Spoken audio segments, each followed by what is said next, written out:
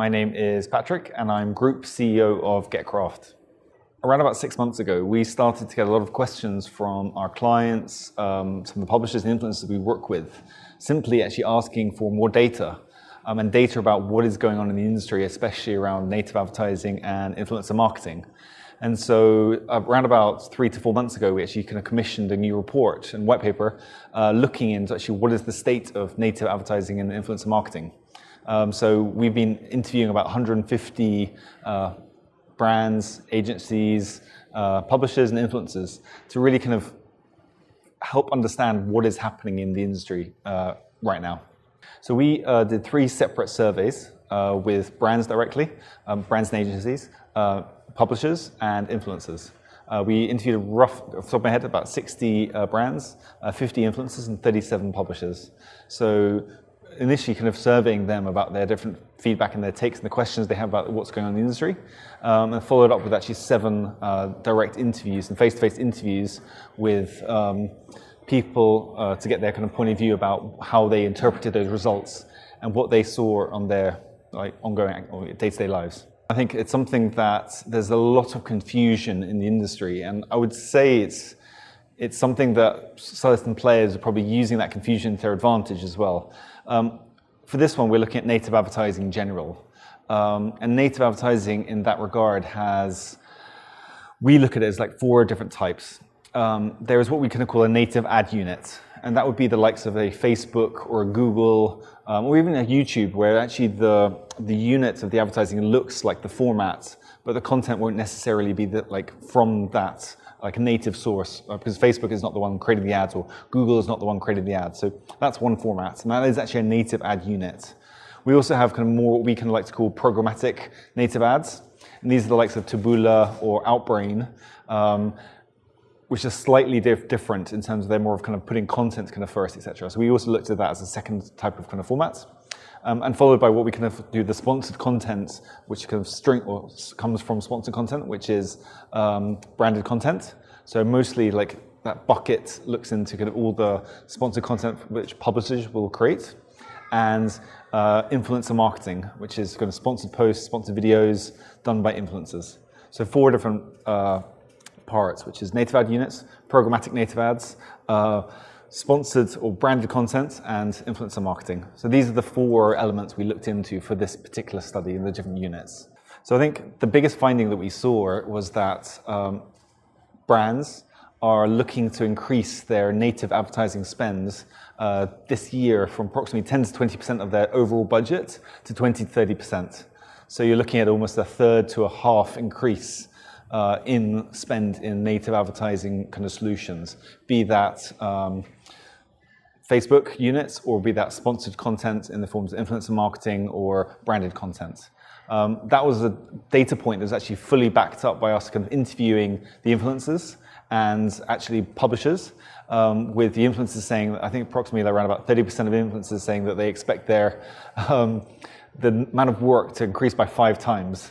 And publishers saying that, roughly around just under, I think, 40% saying that they expect half of their revenue next year to come from, or above 50% to come from sponsored content solutions. So essentially, this is a advertising format that is growing quite dramatically, or not, again, 1.5 times growth in the next year. So it's moving quite fast. So that's the biggest finding and the biggest takeaway from this. Actually, we didn't specifically ask that question, but some of the respondents did kind of give comments on what was that. I think actually Don Lim, he himself said, the main reason why he sees why brands and agencies are shifting towards native advertising and sponsored content solutions is simply because the consumers are wising up. There's banner blindness. They understand what these banner ads doing, what they're trying to act. And native advertising is actually a very good way for brands to be able to go there and actually kind of circumvent that by using all these different formats. I think the other kind of thing we saw was that I think consumers themselves are actually looking for better quality content. So And a lot of the publishers were going there and saying, actually, the benefits of some of these kind of publishers and influencers, the benefits of some of these products is that you do get the insights from the publisher, the creative production skills of the publisher, as well as their distribution rights. So I think those two things together, which is, saying the consumers are getting smart and are realizing what is ads and what's not. And also, the consumers are looking for better quality content in those ad formats, etc. So I think that's the two main things that would probably be driving that, and basically insights from those kind of the people we interviewed further. Yes, this is an industry that's definitely in its infancy still, and partly why we're doing this white paper and this kind of releasing all these different findings is to try and help answer some of those questions. I think from an agency perspective, the biggest question they have about ROI. I think they definitely see the value of doing sponsored content. They see that it's a way to kind of drive brand awareness. But I think that secondary question of building brand and actually going there, actually kind of converting into product sales, I think that's still something that is, they think it's there, but they've yet to kind of fully understand the implications of that.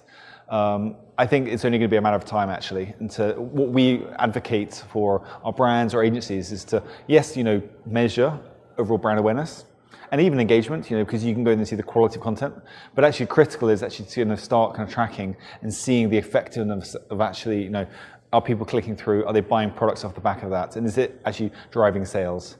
From the clients who we speak to who are really tracking this correctly, they're telling us that they're seeing increase in sales, 2.5 times kind of better kind of basket sizes when they're doing this type of work. So we're led to believe that it is a more powerful kind of form of marketing. It's just early days, that's all.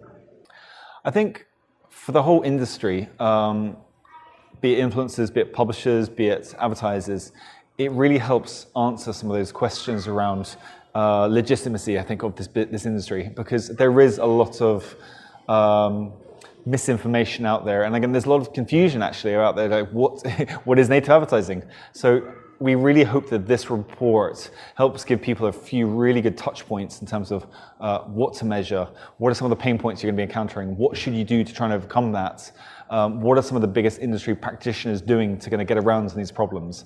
That was the purpose for this study, and I think we're really happy actually about what we've discovered from this, because it is doing a good job in answering some of those bigger questions that are looming in the industry, and fingers crossed, we hope that it'll help as of next year, like the trend or the prediction become the real truth, and that we will see this big uptick in sponsor content, branded content, influencer marketing solutions as of next year.